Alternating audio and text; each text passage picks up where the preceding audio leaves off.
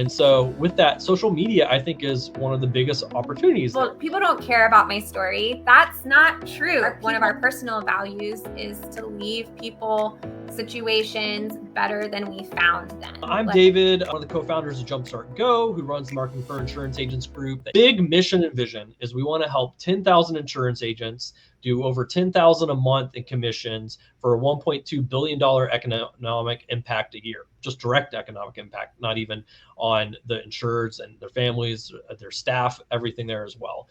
So, and through that, one of those big areas that we love to help agents on, help them grow and scale, that we know so well, is social media, and how to develop and build up your customer base, your pipeline, and your sales with social media.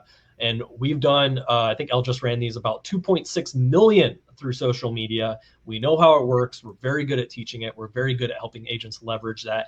And we absolutely love it. Elle, I'd love if you introduce yourself as well. Talk a little bit more on the background there. And before we dive into today's training. Yes, absolutely. I am super excited to be on with you all. Sorry, I'm a little bit late. Sometimes I'm behind the scenes doing our text message blast and emails and all of that, letting everybody know, what we've got going on for the day. So my name is Elle Denning. I'm a co-founder along with David and our third business partner, Renee Cabrera, of Jumpstart Go, that we founded back in 2018 to really help insurance agents scale up their businesses with their marketing. And since then, we've worked with I'd actually just counted 470 agency owners, really helping them build sustainable and profitable insurance agencies. So really working with agency owners and helping them get that ROI from their marketing dollars. And as David already mentioned, we do a lot of training on using social media, which is an incredible tool because it's free to use, and it's, in our opinion, the best way to build high quality relationships, build your network, and ultimately generate leads and warm referrals that you don't have to pay for, which is freaking fantastic. So we're super pumped to dive in today with you all. And David, I will turn it back over to you. All right. So what are we going to talk about today? Why are you here? Why are you excited? And what are we really excited to cover as well? So today we got a special lineup for you, and a little bit different as well. Today we're going to show you 3 marketing psychology tips to turn cold leads into red hot buyers. What we would all love to do is turn that cold, maybe not interested, maybe not even aware of who you are, into those red hot buyers. So in theory, selling insurance is pretty simple. Theory, right? Buy leads, sell a policy, and make great money. But for most agents we talk to, their leads have no idea who they are, no idea what you really offer, and sometimes not a clue as why they're even on the call. So today we're going to dive into how to generate insanely warm leads ready to buy from you, and how to warm up your ice cold leads that don't know you from Adam. Whoever Adam is, I don't know, right? So get your pins and notepads ready. I guess that's a saying, right?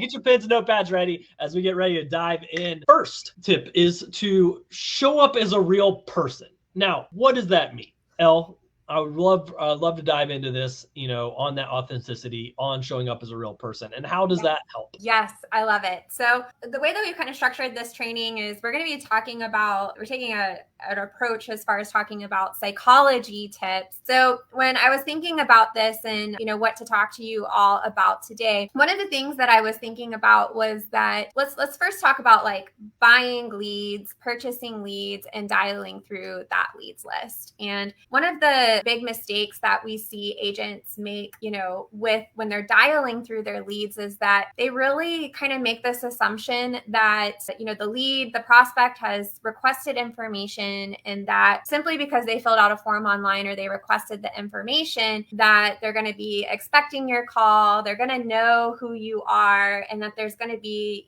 not maybe as much rapport building that's necessarily needed because they've requested the information. But if you've ever dialed through a leads list, purchase leads before, you've likely run into things like, oh, I don't remember doing that. I never filled that out. I'm not interested. I already have insurance. Just trying to get you off the phone. Similar to walking into, let's take Lowe's, for example, or Home Depot, a home improvement store. And we just had Father's Day a couple weekends ago, and maybe you're going in to buy a grill or something. You're going to go make a purchase. And who's ever walked into a store, you know you're going to buy something, and you've had a sales associate come up to you and they're like, can I help you find anything? And you're just like, oh no, I'm just looking. Like, that's a knee-jerk response that you're saying to this person because you just want them to leave you alone. You don't know who they are. You don't really want to talk to them. Same thing that happens on the phone. And what we really have to address here is that first off, we have to recognize like this is just a knee-jerk reaction. But second off is we want to think about how we can build rapport with prospects over the phone, or if you're door knocking and meeting people in person. Just have to remember that people are ice cold. Like, there is a spectrum of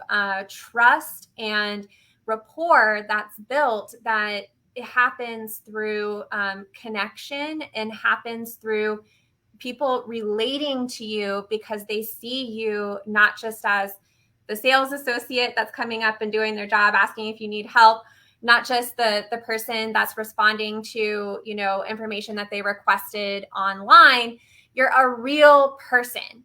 So that's really what we want to do as far as starting to think about, okay, how can we show up in our prospect's mind as a real person? I see this all the time of that. A lot of times agents will approach their prospecting, even their dialing, they'll approach their marketing in this way that's like very sanitized, where they remove their personality from their marketing or even on the phone.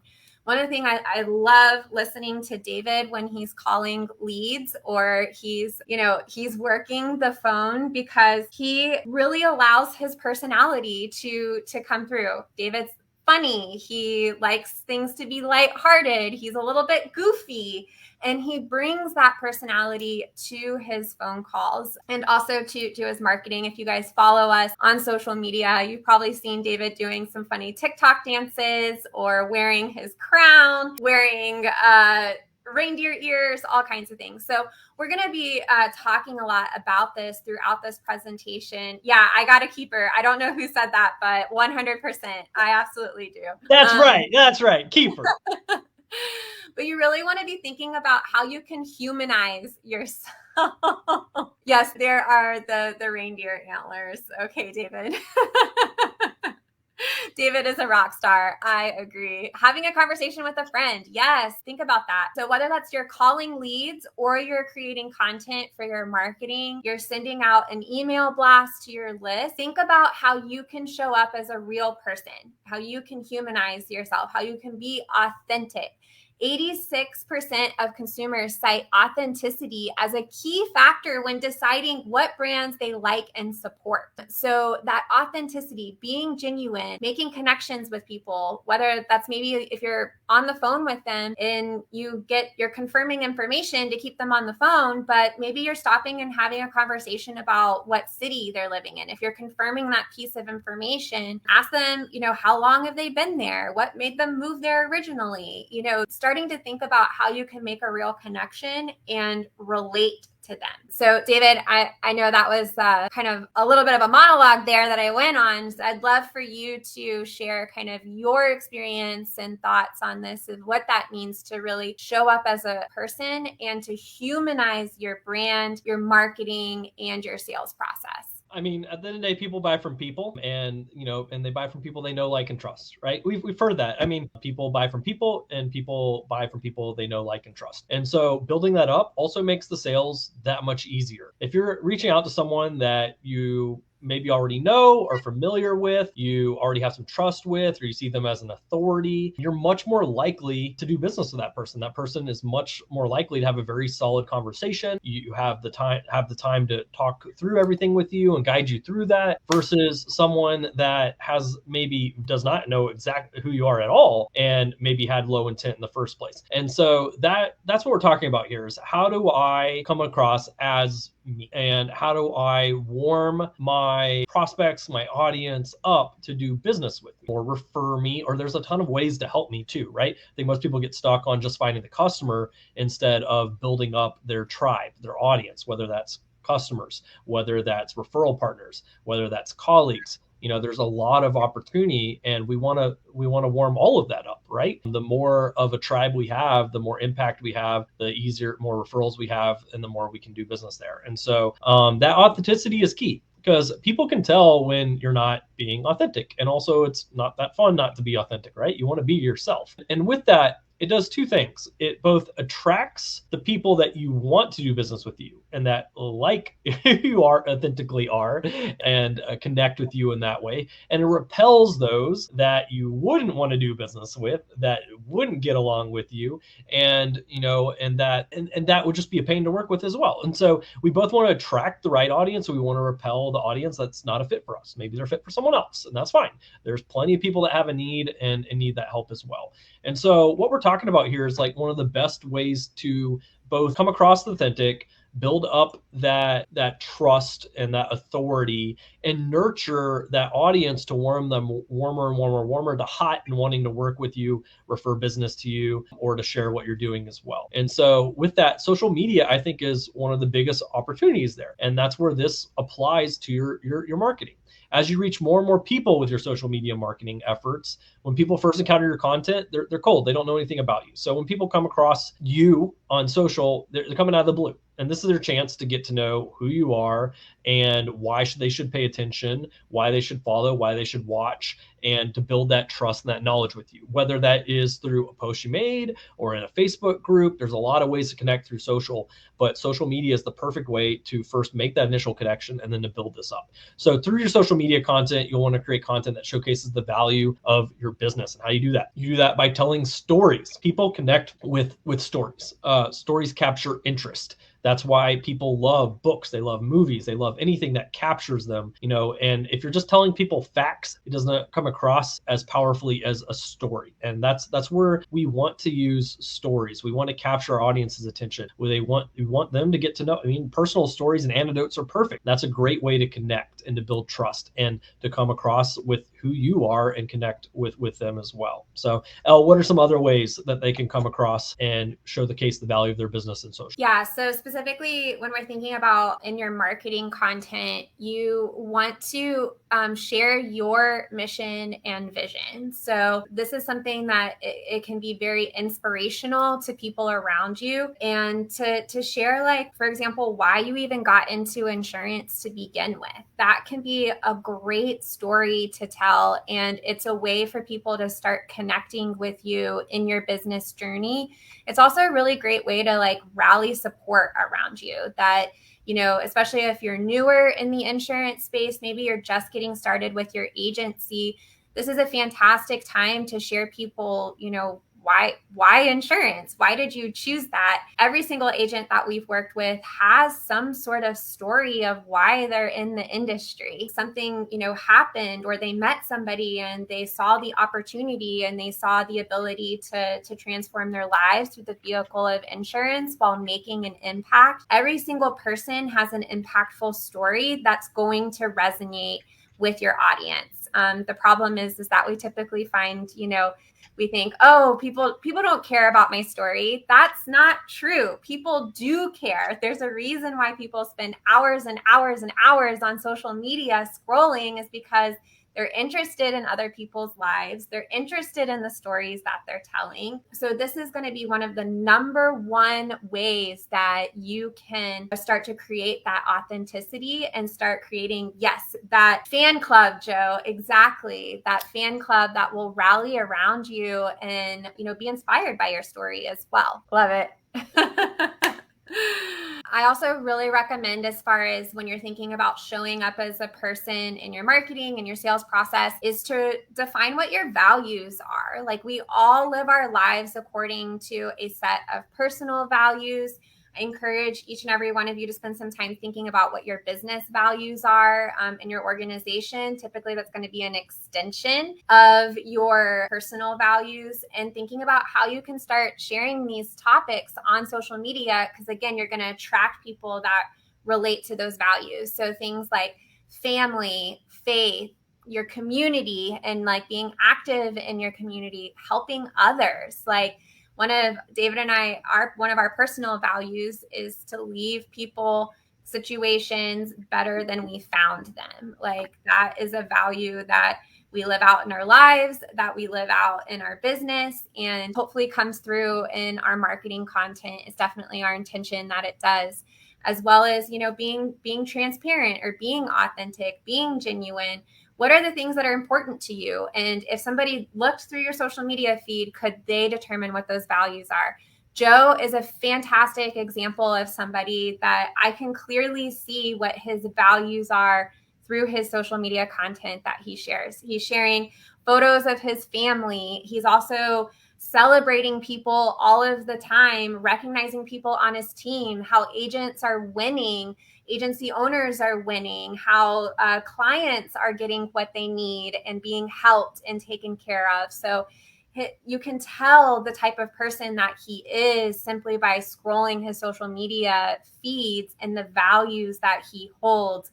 He doesn't have to say like, these are my values. It's through the content that he's sharing that you can see what he holds dear and what his values are personally and for his business as well. The next marketing sales tip is to create reciprocity. That's a $5 word. Reciprocity. And so, Elle, please explain to me what that word means. So reciprocity, I consider the golden rule of marketing.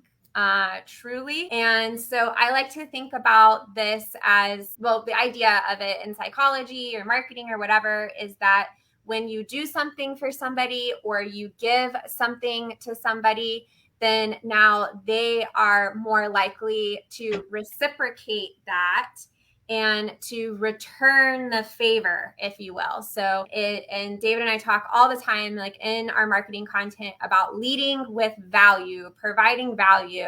And we're going to drill down a little bit more into this. But when you lead with value, you do something for somebody, then now they want to do something for you because they see you, they appreciate that, and they want to do something in return, is the idea of reciprocity. So you probably hear this a lot when we say leading with value. Exactly. Mm-hmm. Also, literally was a comment at the same time. So yes, leading with value. And there's a lot of ways to do that. And that's what we talk about, right? And, you know, how do I lead with value? And I think that's where on the wrong side of things, you see a lot of agents try to be very transactional, try to just approach and want to do a deal. And I don't know who you are. I don't trust you. I don't have that much intent. And you're just trying to treat me like a transaction and move along. And they don't lead with value. They don't make a connection. They're not providing value to their clients or even to their referral partners. And then they wonder why they're not getting referrals or why clients aren't working with them or why they're not retaining and why they're along. It's because they haven't provided value and they haven't built any sort of rapport, any sort of relationship. And that's where you'll lose all day long to agents that do lead with the value and do take that law of reciprocity to heart. And they realize, you know, and honestly, what organization, that's literally their motto, like BNI, isn't that right? I'm trying to remember their giver's gain. I'm pretty sure that's BNI, right? Like you give and you will receive back, like, you know, and that's, I mean, that's a motto in a lot of things. Like, you know, if you look at, you know, karma, just doing good or blah, blah, blah, blah, you know, it's, you know, hey, I'm helping others. I'm establishing relationships. I'm providing value in some way, shape or form. And that comes back. And that isn't just like a woo woo, like type of thing. Like you really, if someone's helping you and truly providing value to you, you want to help them back. Like you just inherently feel it, whether it's consciously or in a lot of cases, even subconsciously. And that's where when we lead with value, what we're talking about right here, both in marketing and sales, when you do that, whether it's conscious or even subconscious, there's that, I want to give back, whether it's, I do want a policy and I need it anyways, or, oh, I don't need a policy, or maybe I'm not at a position for right now,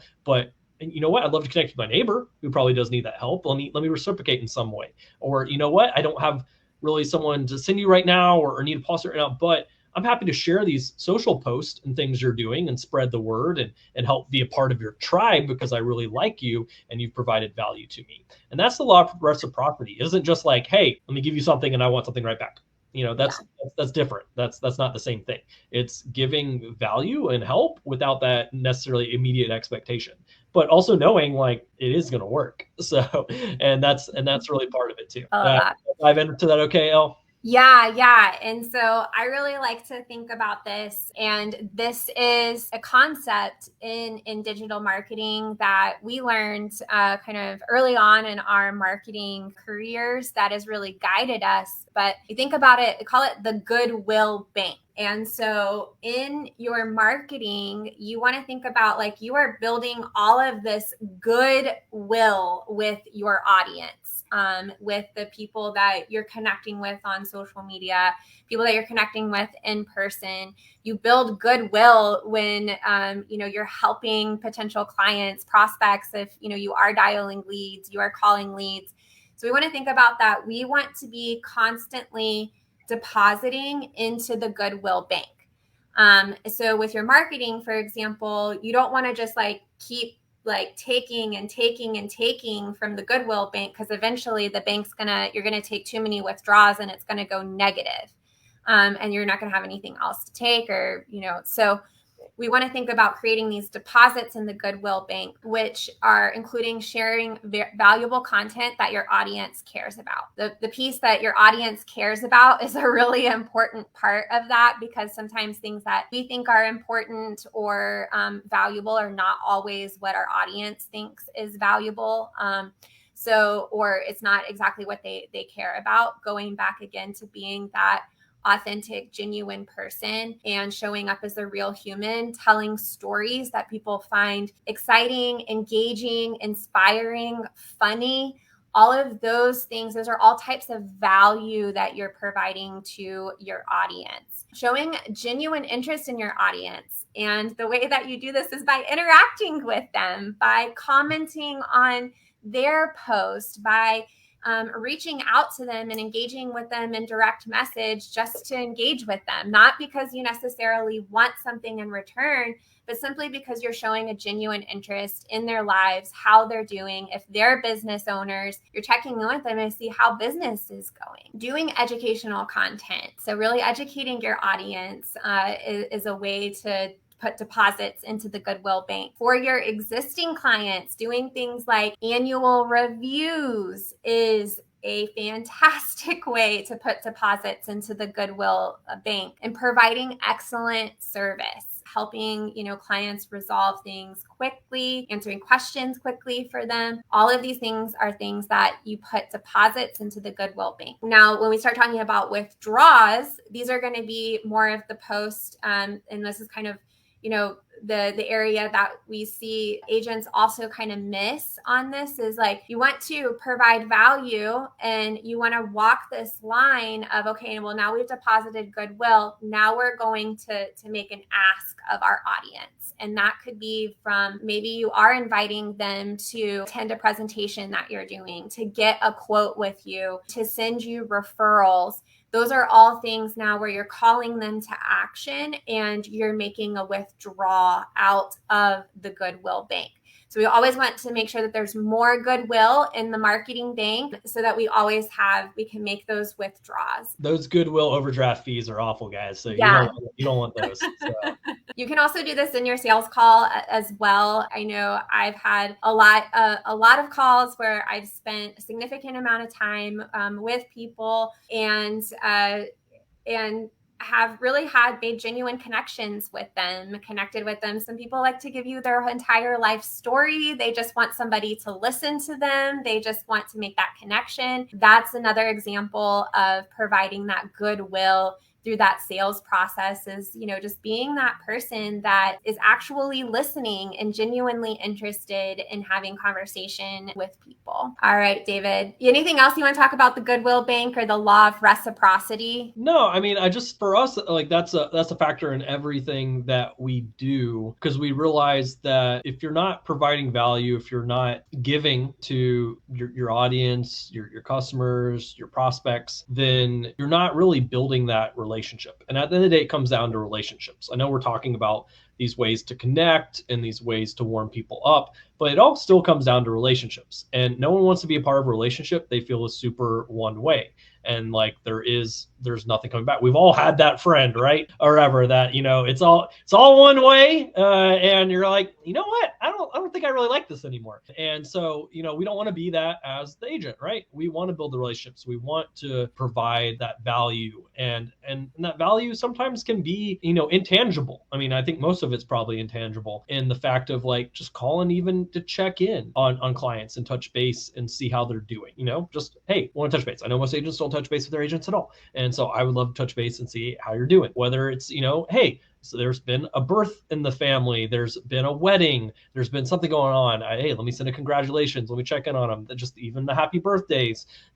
Have a client of ours that would do birthday videos for people on their birthdays and made a lot of great connections, referrals, and even business coming from doing those birthday videos. And rather than just like posting, and commenting with one of 1,000 other comments on someone's wall, he would do a video and do a shout out to them in the video and post it and tag them and everything as well. So, I mean, it really is sometimes not things that are like crazy big or different or like take a lot of time or money, but it's even sometimes just the little small things make impact and provide that value and that deposit in the goodwill bank, right? And so that's why I want to encourage you guys. It's easy to get sucked into a transactional nature in this business. But the most successful agents and the ones that stick and are here past those first 2 or 3 years and are very, very successful, not only as agents, but build up that agency and that reputation and that business, do it through providing value and building relationships. And that goes a long, long way in this industry, and that's sustainable, whereas just straight transaction is not.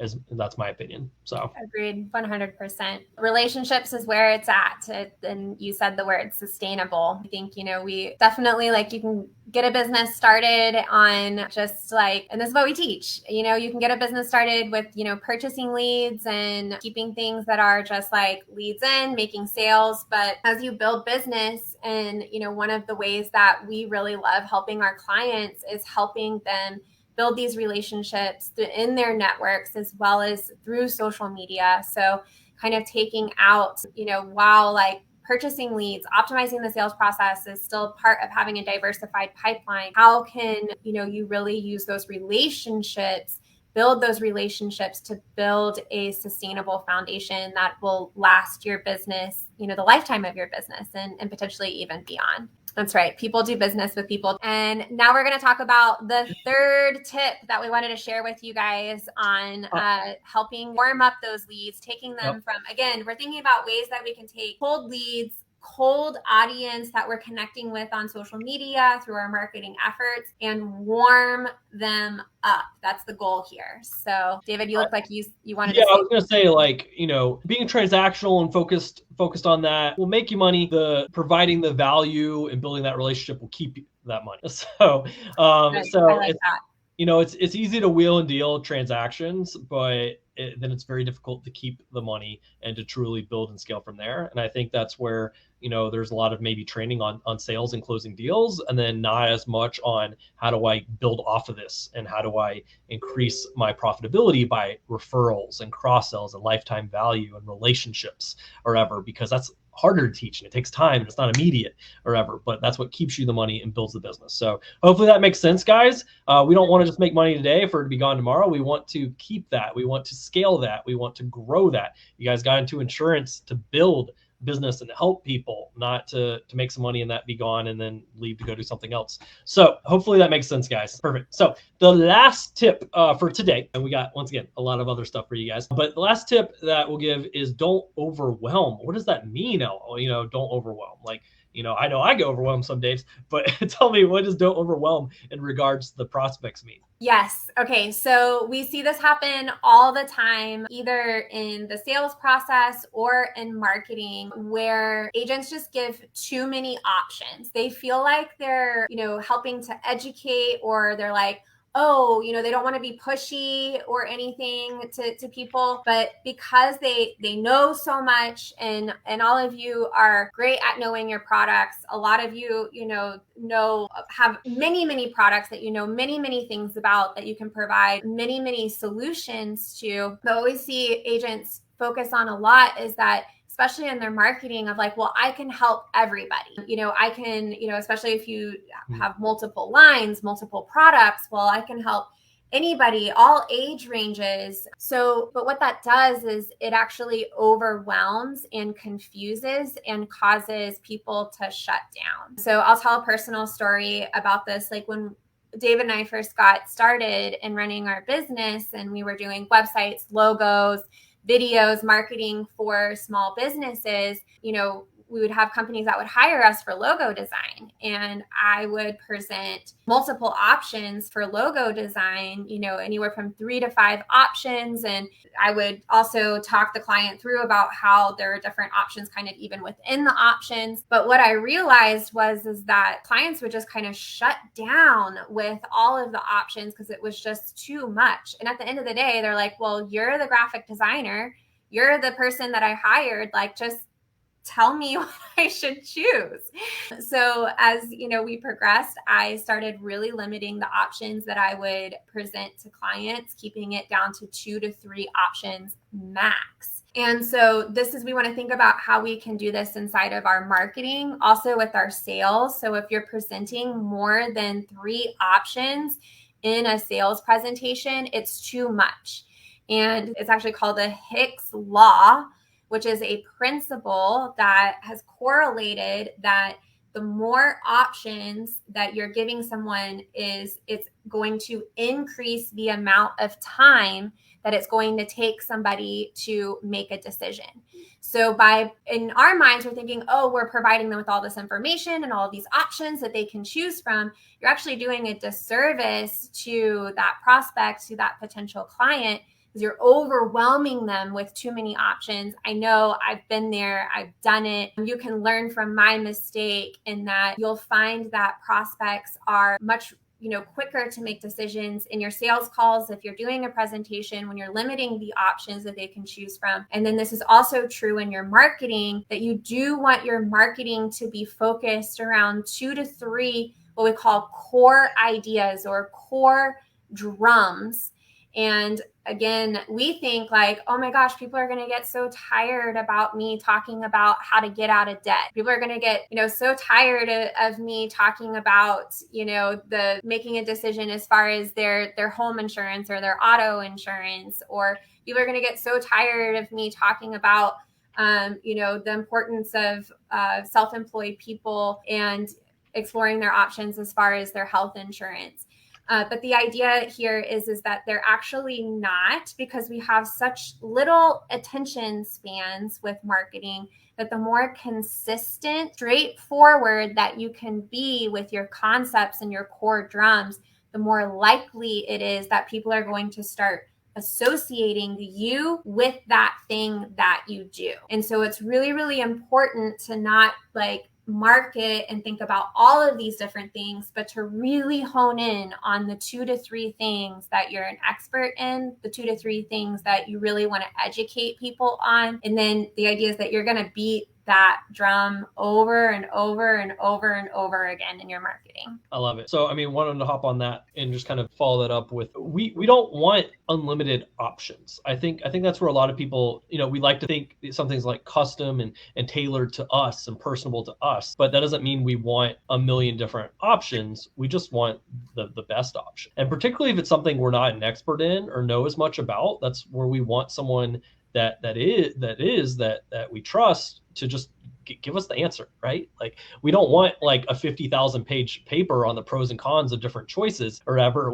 We just want the right answer. And if it comes down to a couple possibilities, explaining those and still making a recommendation is best. And I think that's where, once again, we take the approach of being a professional, a consultant, someone helping solve and getting the right protection in place for a prospect and helping educate them, versus someone that is a order taker of tell me what you want and I'll get it to you or whatever, and that's, I think, what makes a really big difference as well. And, that's where being able to build up that trust, that rapport, and create red hot prospects that are wanting to work with you is so powerful, because then they're viewing you as someone that they trust a bit of the authority already. They've seen some stuff that you've talked about done. And now it's like, I trust whatever you are going to make, recommend, and find the best for me and solution you'll make. And I'll move forward with that because that's your job and that's what you know and that's what I need or whatever. Versus the opposite side where it's like, hey, I want some insurance. Yeah, give me this. And I was like, well, that's not the best. I don't even know who you are. I don't trust that's the best or not to me. Just give it to me or whatever. And that's where it's tough because they don't trust us. They think we're just an order taker and like there to give them whatever they want rather than make that best recommendation and actually truly help them. What feels better as the agent as well? Truly helping someone, getting the best fit, making an actual professional recommendation to them, or, well, they told me what they wanted, even though that's not right, and here you go, or whatever. Like, really? And, and that's not going to stick. That's not making an impact. Doesn't build the relationship, especially when we know it might come back, bite us or whatever. So that's why we talk about these things and building that trust, that relationship, and then coming down to making the easy decision. That's something that we all struggle with probably as insurance agents and entrepreneurs, is that analysis paralysis. And we know that ourselves because we run into that. Oh, there's a lot of options. I'm just going to take no action until I spend weeks or months figuring out whatever action I'm going to take and end up not moving forward in my business at all because there's multiple choices. There's 5 logos. I need a week to figure out which of these 5 logos. Trust us, guys. We had people take weeks or months to decide between like 5 logos. Come on, guys. And that's not even talking about really big things for their business or whatever. And so that's the same thing with us. Like, don't give 1,000,001 options. It's great to explain, especially if you're doing like an educational video or something and pros, cons, walk people through. But when you're actually talking to someone and they want help, they want, hey, what's the answer? Like, don't walk me through and teach me. I don't want to take the college course in, which insurance policy is best. Tell me which is the best. Explain it a little bit so I understand what it is. And then let's move forward. And guys, keep that in mind. Simple sells and scales, complex breaks and confuses. So hopefully that makes sense, guys. I love it.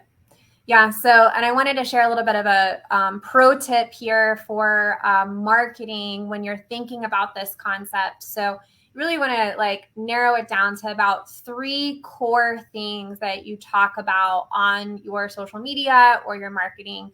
And let's take an example of that. Like maybe a core drum for you is saving for retirement. So what you want to do essentially is we like to plan out 14-day, 2-week sprints where you're basically hitting that drum for every day for 14 days. So that could be, for example, for over 2 weeks, you could share a client testimonial about how you helped them save for retirement. You could explain an illustration about what it could look like to how much you would need to save to retire a millionaire. You could share your own personal story about saving for retirement.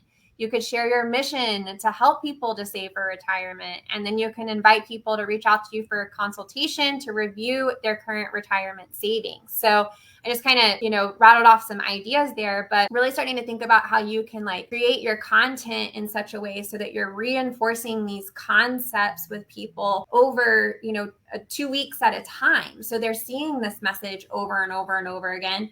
Also, keeping in mind, not everybody in your audience is going to see the content that you're putting out, every single post that you do. They're only going to see a little bit of that. So the more consistent, clear, simple you can be with your messaging, the more people are going to start to connect you with what you're putting your content out about. If you're constantly posting about all of these different things, it's going to be much harder for them to group you. This is another idea in psychology, the idea of clustering, that we only have so much bandwidth memory that we have to store information. So we like to group things together. And you want people to group you with what your specialty is in insurance.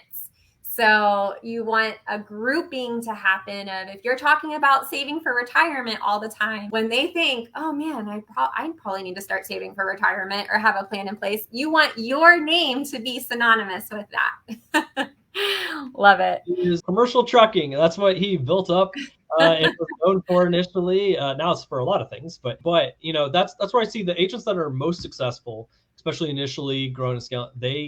they are known for something. They focus on something. They harp on that drum and they become known for that. Chris Green, great example of the flood insurance guy. And, you know, he was the one, everybody who had questions, needed anything, was thinking about flood, like that's the person they talked to. And so it becomes really, really powerful to build up that brand, what you're known for, that drum, and just continuing it. So there's so much opportunity if you become the best or the most well known for a particular thing. So, you know, the people that I know that are most successful in this industry, they're not the jack of all trades. I can help anyone and everyone and come to me for, you know, everything from pet insurance to annuities to dental. You know, they have what they're initially known for, even if they're able to help in other ways, and then they can move in post initial sale and customer into those other things, but they're known for things, and that's powerful. Love it.